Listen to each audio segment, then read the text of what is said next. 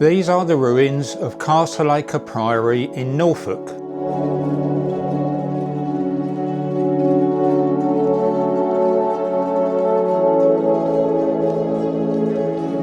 Built in the 12th century, but another victim of Henry VIII, the priory now stands as a picturesque ruin.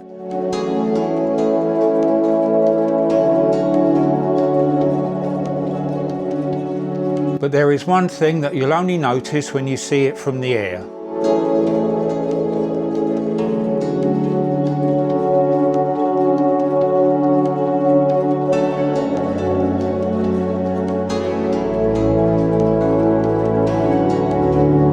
Look at the width of those walls.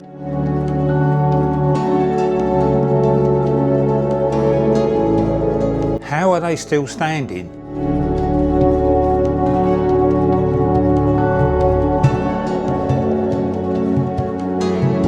Are they a testament to the builder or to the conservator?